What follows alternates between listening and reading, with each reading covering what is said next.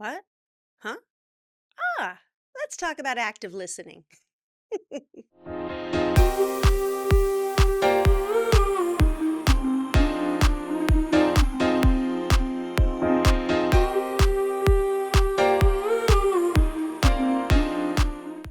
So, active listening.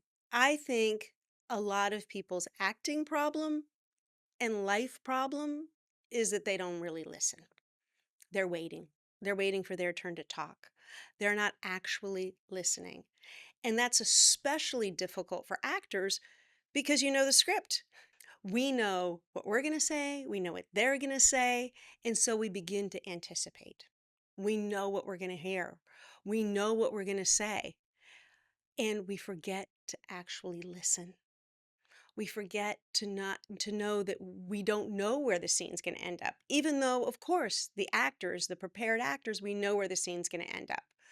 But we don't want to show the audience the map of where this scene's going to go. So to listen, to not anticipate, to be present, right? Maybe you might want to meditate. Maybe you might want to work another way to be able to be fully present in that moment. Do not memorize your lines. Of course, I want your lines to be memorized, but not at the beginning. That's not where you're starting. You can jam anything into your brain and regurgitate it. But to really listen, for a lot of writing, if you just listen to the other actor and you know what's happening, you'll know how to respond. And lo and behold, that's the scripted line because you actually listened. You didn't anticipate. So being present, not memorizing. Also, maybe getting in touch with your senses. If you find that you're not really listening, you're not really present, you're somewhere else, right? So taking account of what's actually happening in the room. Aroma, oh, that perfume that somebody's wearing smells good, or I hate it.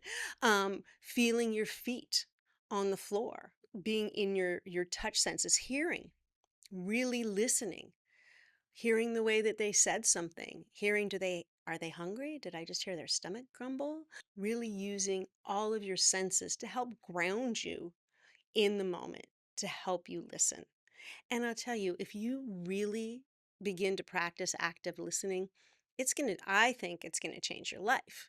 I think it's so important because we don't really oftentimes listen to other people, right? We're preparing our response. We're thinking about the story we want to tell. We're way ahead of what's happening and we're not in the present moment. Maybe sometimes somebody that you're talking to is kind of boring. I hope you're active listening right now. But being present and doing it, and it really will change things and it will really help you as an actor. Hearing something for the first time, a lot of actors really love that first take because it feels the most authentic, it feels the most spontaneous. But that's because it's the first time. So having your fifth take, if you're working with somebody who likes to do a lot of takes, be as believable, truthful, and spontaneous as the first take. Active listening. You're never going to go wrong with knowing your character.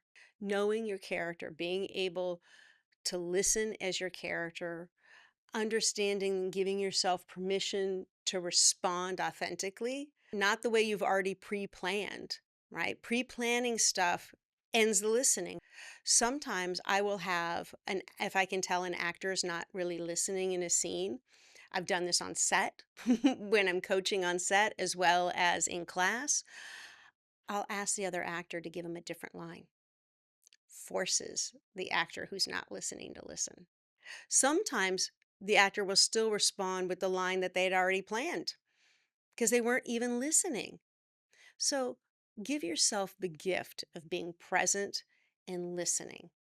I will see you next week. In the meantime, please comment, like, subscribe, and when you are ready to do what you came here for, we've got classes for you, online and in person. So we become anticipators. Well, that's not a word. I don't know if I wanted to go into